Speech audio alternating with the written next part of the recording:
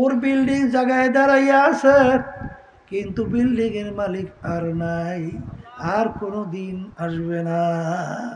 এই তো দুনিয়া ক্ষণস্থায়ী, ঠিক কিনা? আসলে আমরা চিন্তাও করি না, চেষ্টাও করি না। আল্লাহ রাসূল সাল্লাল্লাহু আলাইহি ওয়াসাল্লাম দুনিয়া সম্পর্কে বুঝাতে যাইয়া আলী রাদিয়াল্লাহু তাআলা বলছিলেন, আলী তুমি দুনিয়াকে, মৌতকে কত দূরে মনে করো?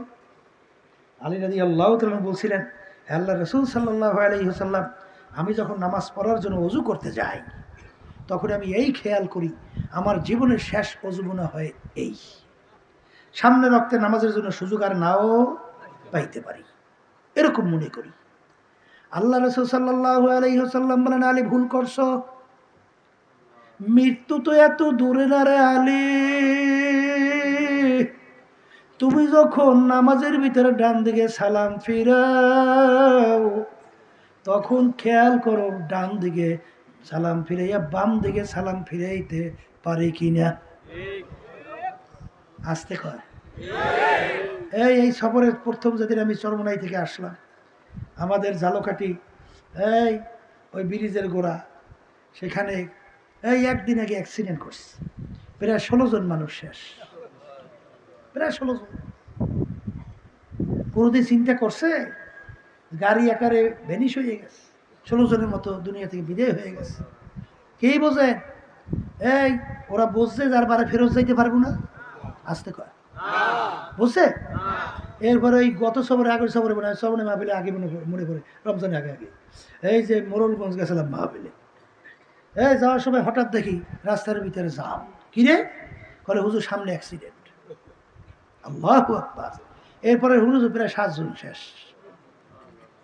এমনভাবে মানে গাড়ি বাসের সঙ্গে অ্যাক্সিডেন্ট হয়েছে, এখন বাড়িও করতে পারে না, গাড়ি কাটতে কেটে তারা বাড়ি করতেছে লাশ। কে কখন কোন সময় কিভাবে রওনা করবে কারো জানা আছে? আসতে কম আছে? কোন আশায় জীবন শেষ করে। এই জন্য আল্লাহ রাব্বুল আলামিন যারা এই আশায় বসে দিন রাত্রি কাটান, তাদেরকে স্মরণ করে দেওয়ার জন্য আল্লাহ বলতেছেন, আল্হাকুমুত তাকাসুর হাত্তা যুরতুমুল মাকাবির। আরো আরো আরো বাঁচবো, আরো অমুক টমুক সমুক অনেক কিছু করব। বলতে বলতে আল্লাহ বলতেছেন, হঠাৎ একদিন দেখবে মালাকুল মাউত তার কাছে হাজির, তার আশা আশাই থাকবে, বাস্তবায়ন আর কোনো দিন হবে না। এই কিন্তু দুনিয়া। এই কি বলেন বলেন, এই কি আবার কোন? এই দুনিয়া। আর আখেরাত সম্পর্কে আল্লাহ রাসূল সাল্লাল্লাহু আলাইহি ওয়াসাল্লাম বুঝাইতে যে বলছিলেন, এই আখেরাতের জিন্দেগি কেমন হবে? আল্লাহ রাসূল সাল্লাল্লাহু আলাইহি ওয়াসাল্লাম বলেন, তামাম দুনিয়া এই যদি একটা গোডাউন বানাও, পশ্চিম থেকে পূর্ব, উত্তর থেকে দক্ষিণ, জমিন থেকে আসমান। আচ্ছা বলেন তো, জমিন থেকে আসমানের দূরত্ব কত? আসবে তোকে হিসাব করে বের করতে পারবে? এই দরকার পারবে? এই তবে আমরা একটা ধারণা নিতে পারি। বৈজ্ঞানিকরা আবিষ্কার করার পরে বলছে, আমরা যে সূর্যটা দেখতেছি দুনিয়া থেকে, এই সূর্যটা থেকে দুনিয়ার থেকে 9,30,00,000 মাইল দূরে আছে। কি বুঝছে? বোঝেন কিছু? এক শ্রেণীর বস্তুবাদীরা একটু ইংরেজি বাংলা বইয়া আলেম ওলামাদের ক্ষেত্রে টিটকেরি মারে না? আবার আমাদেরকে নিয়ে বলে এরা এই সমাজের বোঝা, এরা এই দেশটারে খাইলো। কয় না হুজুর এই বলে দেশটারে খাইছে, আর এরাই বলে দেশের বোঝা। কথা বোঝেন নাই? আসলে আমরা বোঝা না, তোরা বোঝা। বলে তা কেমন? এই প্রেসিডেন্ট থেকে শুরু করে এলাকার চৌকিদার পর্যন্ত এই দেশ পরিচালনার দায়িত্ব করে হুজুরে আছে। কারা দায়িত্ব পালন করে? বলেন খাজুরেরা। কারা? আবার কোন? তা দেশ চালাইলো খাজুরেরা, দেশ হুজুরেরা খাইলো কেমনে? দেশ যে কারা খাইছে এত বড় পেপার পত্রিকা খুললেই দেখি।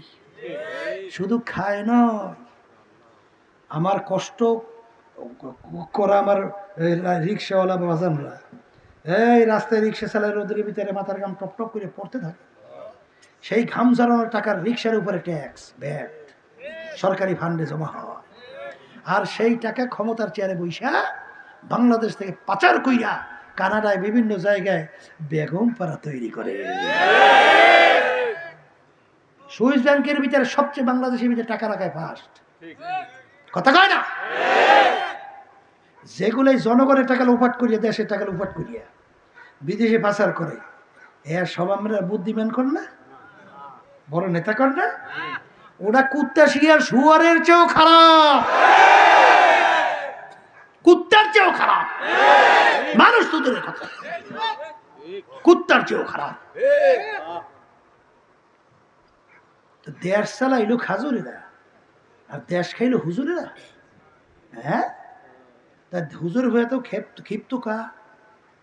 হুজুরদের উপরে এত ওরা বিভিন্ন কায়দায় এত ক্ষিপ্ততা কেন? কারণ আছে না? আসতে কর। আমেরিকা সহ পাশ্চাত্য দেশগুলো কিভাবে চলে তা জানেন? প্রেসিডেন্ট থেকে শুরু করে এলাকার চৌকিদার পর্যন্ত কেউ দাবি করতে পারে না সন্তানটা আমার। সব জারজে ভরা। এই আমি সিলেট গেছিলাম, তাই সিলেট প্রায় এক আল্লাহর বান্দা আলেম ওলামাকে দেখলে খুব খেদমত করে, খুব বড় ধনী মানুষ, বুঝলেন? এই সুন্দর সুন্দর বিদেশি স্টাইলে বাড়িও আছে। তাই মাসে থেকে বের হইতেছি, আমাদের খুব খেদমত করে। আমি জিজ্ঞেস করি, ভাই এই ওই বাচ্চা কাচ্চা সবসময় আমেরিকায় থাকে, তাই বললাম আমার ছেলে সন্তান কয়টা? তা বললো, হুজুর আমার ছেলে 2টা। আর মেয়ের কথা কয়জন করছে খেয়াল নাই। বলে, হুজুর আমি জিজ্ঞেস করি ছেলেগুলা কি করে, ওরা কোথায়? বলে, হুজুর বলতে পারি না। মানে আপনার ছেলে বলতে পারেন না মানে? বলে, হুজুর ওই দেশের নিয়ম হইল ছেলে মেয়েরা যখন বড় হয় তখন তাদের নিজের ইচ্ছা মতো যেদিকে ইচ্ছে সেদিকে চলে যায়, তাকে বাধা দেওয়ার কোনো আইন নেই। কেউ যদি বাধা দেয়, বাপ মা যদি বাধা দেয়, তাইলে তাদেরকে ধৈর্য জেলের ভিতরে ঢুকেই রাখে। কথা বুঝলেন? অর্থাৎ এক কথায় কুত্তা শিয়াল শুয়ারের জীবন। আসতে কয় আপনার দেশে আছে না, ওই যে গরু ছাগল যদি ফসল খায়, এইবার সরকারি আটকে রে খড় কয় না, খড় আমরা কি কয়, খড়ই তো। ওই বিদেশে খড় বানাইছে, ও কিন্তু ছাগল গরু আটকানোর জন্য না। আবার বাপ মা যখন বুড়ো হয় তখন আপনার বোঝা হইয়ে যায়, তখন এই বাপ্পাকে নিয়ে ওই খড়ের ভিতরে ফেলাইয়ে রাখে। এই হলো ওদের জিন্দিগি। ওই জিন্দিগি, ওই কালচার আমাদের এই দেশেও বাস্তবায়নের জন্য চেষ্টা করতেছে। বর্তমানে শোনেন নাই ওই যে ট্রান্সজেন্ডার, আসতে কর, ট্রান্সজেন্ডার বোঝে? এই মেয়ে মনে করবে আমি ছেলে হয়ে গেছে, বলে ছেলে হয়ে যাবে। আবার ছেলে বলে কইবে আমি মেয়ে হয়ে গেছে, বলে মেয়ে হয়ে গেছে। এখন একটা মেয়ে মনে করছে আমি ছেলে, এখন সে আর একটা ছেলের কান্দের ভিতরে হাত দিয়ে হাঁটবে, কথা কয় না? কারণ মনে করে আমিও ছেলে সেও ছেলে, অসুবিধা কি? বুঝলেন নাই? আবার একটা ছেলে মনে করবে আমি মেয়ে, ও আবার একটা মেয়ের কান্দে হাত দিয়ে হাঁটবে, অসুবিধা কি? অর্থাৎ অবাধ যৌনচার, কুত্তা শিয়াল শুয়ারের মতো। কথা বুঝলেন নাই? এইটা চালু করার জন্য পাগল হয়ে গেছে, বুঝেন কিছু? এখন এই ট্রান্সজেন্ডার বিভিন্ন সাবজেক্টে ঢুকেই গেছে। মুসলমান সন্তানদেরকে এই বানাইবে এই কুত্তা শিয়াল শুয়ার। আর যাদের ছত্রছায়া এগুলো করতে আছে, এক শ্রেণীর আছে, তারা বলে এবার নামাজও করে, একটু হুজুর দাবি করে, এবার একটু হজও করে, আবার বলে হাজি হোক, গাজি হোক, ফাজি হোক। এরা বলে আবার সহযোগিতা করে, এরা বলে বেহেশতেও যায়। ওই সাজাইয়া বেহেশতে লইয়া বইয়ে রয়েছে মাওলায়, যাইতে কইছে কেন চোটে তারা বেকা খুঁজে ফেলাইবে।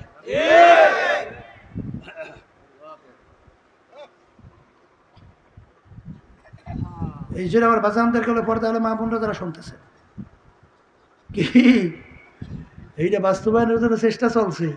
আর আমরা মুসলমান সন্তান, এই বাংলাদেশে আল্লাহর উপরে বিশ্বাসী যারা আছি, জীবন থাকতে বাস্তবায়ন করতে দেবে? দেবে? হ্যাঁ, সাধ্য অনুযায়ী ফিরে আবার চেষ্টা করতে হবে না? আল্লাহ আমাকে আমাদের সবাইকে তৌফিক দান করুন, আল্লাহুম্মা আমিন। তাই যেই কথা বলতে চাইছিলাম, কোরআন কারীম সত্য না? সত্য। তাহলে আখিরাত সম্পর্কে কি বলছিলাম?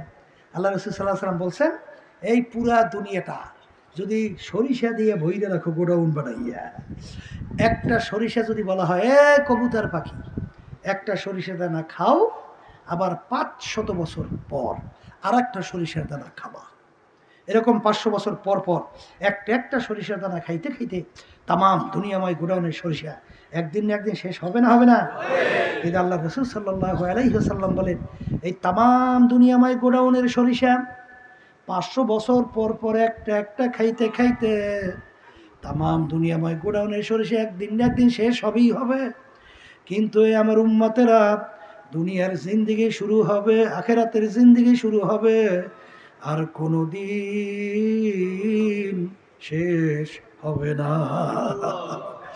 এ কবরের যাত্রীরা, আল্লাহর বান্দারা, পর্দালে মা বোনেরা, আর দুনিয়া মাজরাতুল আখিরা, ওই আখিরাতের স্থায়ী জিন্দেগি যারা শুরু আছে শেষ নাই, ওই জিন্দেগির সম্বল সম্পদ কামাই করার জায়গা হলো এই দুনিয়া।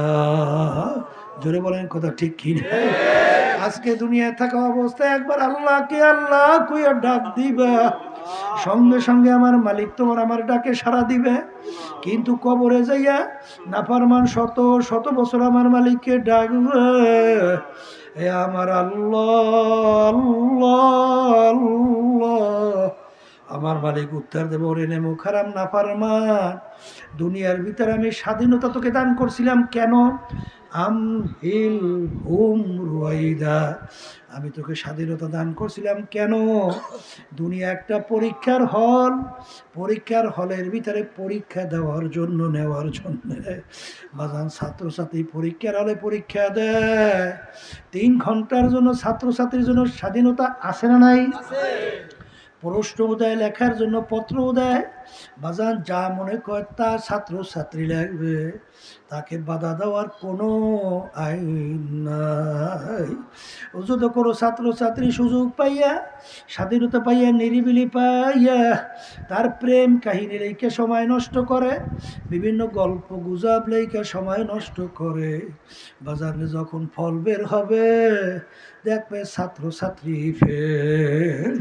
এ দুনিয়াদার পাগল আমার বাবারা, আমার মালিক তোমাকে আমাকে দুনিয়ায় পাঠাইয়া, দুনিয়ায় তোমাকে আমাকে স্বাধীনতা দান কইরা পরীক্ষার হলের ভিতরে আমার মালিক বলেন ওয়াহাদাইনাহুম নাজদাইন, আমি তোমাদেরকে 2টা রাস্তা দেখাইয়া দিলাম, এক রাস্তা ডানের রাস্তায় চলবা, শেষ পরিণাম নাজাত পাইয়া জান্নাতে যাবা, আর একটা বামের রাস্তা, ওই রাস্তায় চললে ধ্বংস হইয়া জাহান্নামে যাবা। কেউ যদি ডানের রাস্তায় চলতে চাও, আমার মালিক বলেন ওই রাস্তায় চলার জন্যে তোমাকে আমি শক্তি দান করব, আর যদি জাহান্নামের রাস্তায় কেউ চলতে চাও, আমি দুনিয়ার স্বাধীনতা পরীক্ষার হলে আমি বাধা দেব না, আমি ওই রাস্তায় চলার জন্য তোকেও আমি শক্তি দান করব। কিন্তু মনে রাখি, যখন চিরতরে চক্ষু বন্ধ কইরা কবরে আসবে, এখন তোর আর স্বাধীনতা নাই। এখন ওই নাফরমান ডানের দিকে তাকায় দেখে মাটি, বামে দেখে মাটি, নিচে মাটির বিছানা, উপরেতে চাপা মাটি, ভাইগা যাইতে পারবা। এখন নাফরমান ডানের দিকে তাকাইয়ে দেখে ছেলে নাই, মেয়ে নাই, বন্ধু নাই, দল নাই, দলের নেতা নেত্রী নাই, আমার ক্ষমতা নাই নাই নাই। বামের দিকে তাকাইয়ে দেখেন নাই, কেউ নাই, আল্লাহ বাদে কেহ মাবুদ নাই। এখন নাফরমান আল্লাহকে ডাকে, আমার মালিক ডাক দেয় ওরে নেবো খারাপ, দুনিয়ার স্বাধীনতা পাইয়া ধরাকে সরাজ্ঞান মনে করো নাই, আমার সমস্ত নেয়ামত ভোগ করছিলে, আমার দেওয়া নেয়ামত চক্ষু দিয়া দেখছো, আমার দেওয়া নেয়ামত জবান দিয়া কথা বলছো, আমার দেওয়া নেয়ামত হাত দিয়া কাজ করছো, আমার দেওয়া নেয়ামত ব্রেন দিয়া পড়াশোনা করলি, ব্রেন দিয়া ব্যবসা বাণিজ্য কইরা সম্পদ উপার্জন করলি, আমার দেওয়া নেয়ামত পা দিয়ে হাঁটলি, আমার দেওয়া নেয়ামত পানির ভিতরে মাছ উঠাইয়া পাক কইরা খাইলি, আমার দেওয়া নেয়ামত গাছের থেকে ফল পাইরা খাইলি, আমার দেওয়া নেয়ামত বাতাস টানলি এবং ছাড়লি। আমার মালিক যদি 5 মিনিটের জন্য বাতাস বন্ধ কইরা দেয়, বর্মে আর বর্মাগিরি আর থাকবে না, সব লাশ হইয়া পইরা থাকবে। বাজান এই বাতাস নেয়ামত কার ভোগ করো চিন্তা কইরা কবরে যাও। এখন ওই না ফারমান যখন আমার মালিককে ডাকবে, আমার মালিক বলবো রে মোখারা, দুনিয়া স্বাধীনতা পাইয়া যেরকম তুই আমাকে ভুইলা গেছিলি, আমি এরকম তোকে ভুইলা গেলাম। তুই আমাকে শত শত বছর ডাকবি, একবার আর তোর ডাকে সারা দিব ওরা, ও কবরের মাটি। নাফরমানকে এমন ভাবে চাপ মারো, এক পাঁজরে হাড্ডি নিয়ে অন্য পাঁজরে মিশাইয়া দাও। আল্লাহর হাবিব বয়ান করার সময় সাহাবায়ে কেরামদেরকে 2 হাতের আঙ্গুল এরকম মেইলা আল্লাহর হাবিব এরকম বলে, এক পাঁজরে হাড্ডি অন্য পাঁজরে এরকম ঢুইকা মিশে যাবে। আল্লাহ আমাকে আমাদের সবাইকে মাফ কইরা দেয়। এ দুনিয়াদার পাগল, কোন সম্পদের পিছনে পড়ছ, কোন দলের নেতা নেত্রীর পিছনে পড়ছ? বাজান রে, দুনিয়া কিন্তু শান্তির জায়গা না। এই গরম, এই ঠান্ডা, শত্রু মিত্রুর কোনো অভাব নাই। মেয়ে কথা শোনে না, ছেলেরা কথা মানতে চায় না, স্ত্রীর কথা শোনে না, স্বামী নিয়ম অনুযায়ী চলে না। আহারে, শত্রু মিত্রুর কোনো অভাব নাই, রোগ ব্যাধির কোনো শেষ নাই। এরকম করতে করতে একদিন তোমার বাড়ির পাশের মসজিদের মাইকে ঘোষণা হইতে থাকবে, বাড়িওয়ালা নাই রে বাড়ি, নাই রে দুনিয়াতে। এই দুনিয়াদার পাগল আমার বাবারা, পর্দালে মা বোনেরা, ওই দিন রাত্রি যেন অপেক্ষায় থাকো।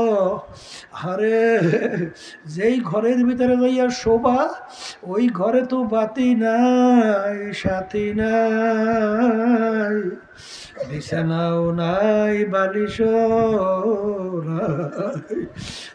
আরে বাজার, আসলে যেই মামলার তকবির নাই, সেই মামলারও কিন্তু খালাস নাই। বাজান আব্বাজান রহমাতুল্লাহ আলাই মুখে শুনছিলাম, আমার দাদাজান রহমাতুল্লাহ আলাই ইন্তেকালের আগে আগে চোখের উপরে বইসা পাশেই কবরস্থান তাকাইয়া তাকাইয়া 2 চোখের পানি চাইয়া কান্দে, গাল বাইয়া বাইয়া টপ টপ কইরা পানি পড়ে। আর মালিকের দিকে ফিরা করুণ সুরে ডাক দেয়, আর বলে আমার মালিক, আমার মাওলা, তুমি যদি আমাকে মাপ নাই করো, ওই অন্ধকার কবরে আমি একা কেমনে থাকবো? এমন ঘরে যাইতে হবে যেই ঘরে নাই বাতি, এমন ঘরে থাকতে হবে যেই ঘরে নাই সাথী। এ কবরের যাত্রীরা, হে পর্দার আড়ালের মা বোনেরা, সাহাবায়ে কেরামদের ইতিহাস পড়লে দেখবা, বাজান খাদিজাতুল কুবরা রাদিয়াল্লাহু তাআলা আনহা একদিন ফজরের পরে কান্দে। ফাতেমা রাদিয়াল্লাহু তাআলা আনহা বলেন, আব্বাজান, আম্মা কান্দে। আল্লাহর হাবিব যাইয়ে দেখেন খাদিজাতুল কুবরা রাদিয়াল্লাহু তাআলা আনহা কান্দে। এ খাদিজা, তুমি কেন কান্দো?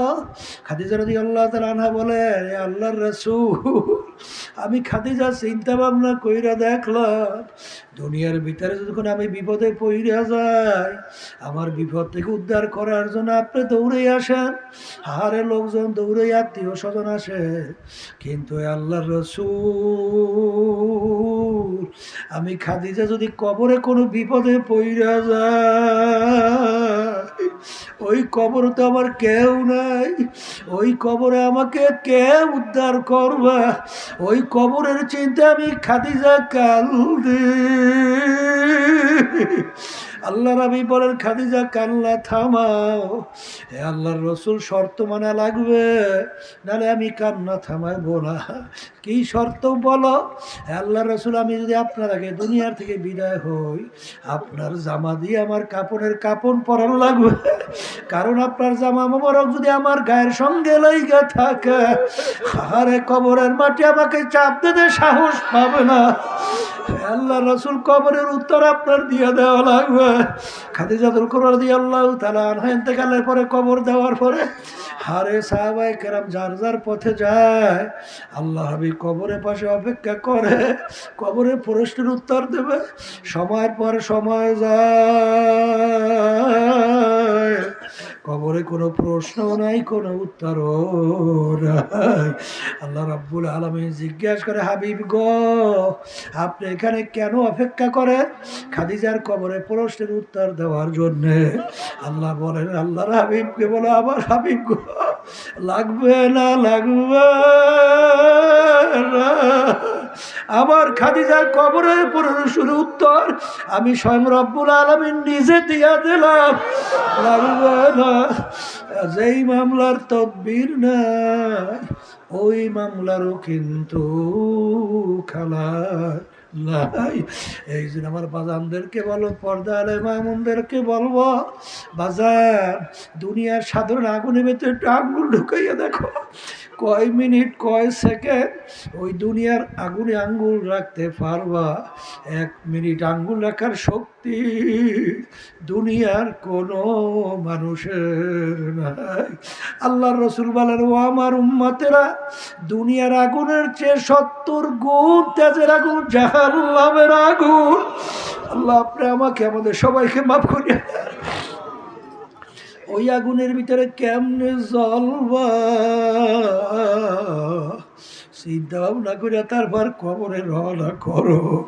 কারণ দুনিয়ার কাজে 5 বার যদি ঠগ, ওই কাজের ভিতরে চেষ্টা করলে জিতবার আশা করা যায়, কিন্তু এ কবরের যাত্রীরা একবার যদি কেউ কবরে ঠইগা বসো, বাজানার দ্বিতীয়বার দুনিয়াতে আইসা আপিল কইরা জিতবার কিন্তু আর আশা নাই।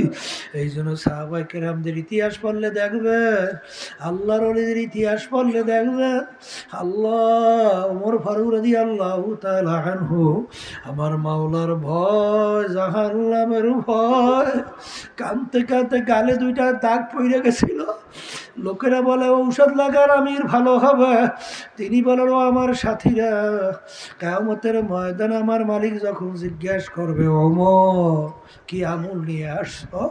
চিন্তা করে দেখলাম আমি মালিকের দরবারে বলবো, মালিক কিছু আনতে পারছি না পারছি, তোমার ভয়, তোমার জাহান্নামের ভয়, কাঁদতে কাঁদতে গালে 2টা কালো দাগ করাইয়ে নিয়ে আসছি।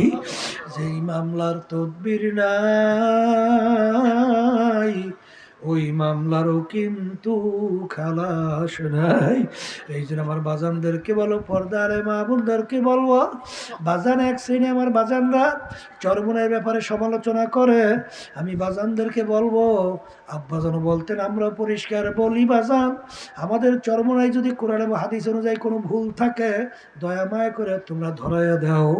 বাজান পরিষ্কার ঘোষণা করলাম, আমরা সংশোধন হইয়া যাব।